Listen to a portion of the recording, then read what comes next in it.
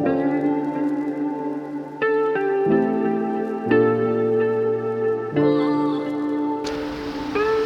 here this morning with RSL President Glenn Woodward, and we're discussing some of the organisations that have been put in place for ANZAC Day. Our event staff have worked with the RSL to make sure that we're able to put on a COVID compliant ANZAC Day.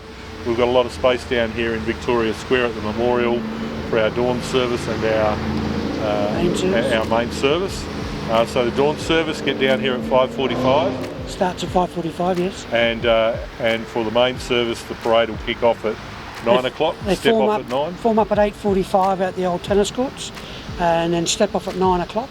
They should be down here around a little after 9:10, and the main service starts here about 9 o'clock. At 9:15, sorry. And no restrictions on people we watching the march or coming down here? We'll just, everybody knows the COVID that's been going on. We just have to be very, aware of what's required. We ask people, we will have people seated, of course. We've got a lot of the aged care facilities that come every year, so we'll need to get those seated. But we've got all marked up, and we've got the help of the cadets again this year as marshals with other members of the committee. So yeah, it'll be okay. I think we.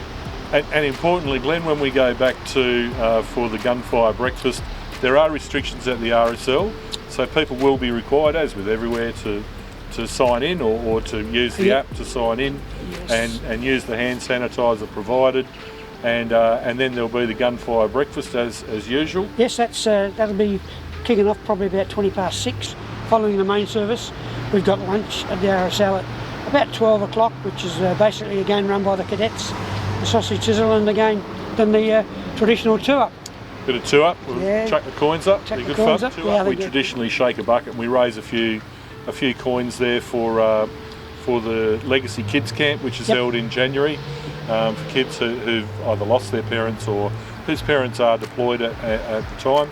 And it's a great camp run by volunteers, and the donations that we get from the two-up go towards giving all those kids a day out while they're down in the region. So good cause. If you are flicking the coins up, chuck a coin in the bucket and look after the Legacy kids. We've got the cadets really involved with us now, because I think it's very important that someone with future soldiers or service person, and they're a big part this year in the parade, actually leading the parade this year with our banner of the RSL and our flag, so we're looking forward to that, and people should And very important, I know a few younger veterans who've recently moved down to the area who are keen to come along and be a part of the service, and I'm sure the RSL community will get around and embrace all of those younger veterans who want to come along. Yeah, I had a couple of phone calls this morning actually about younger veterans, two coming from Perth to want to march, and I said, yeah, that could be, we've got a sort of protocol with the service person who leads the thing, but as far as who can march, anybody can march, so there's no restrictions on that.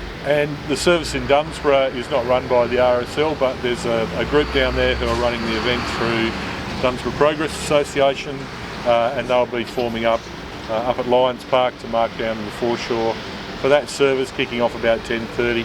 Details of all those services on the city's websites.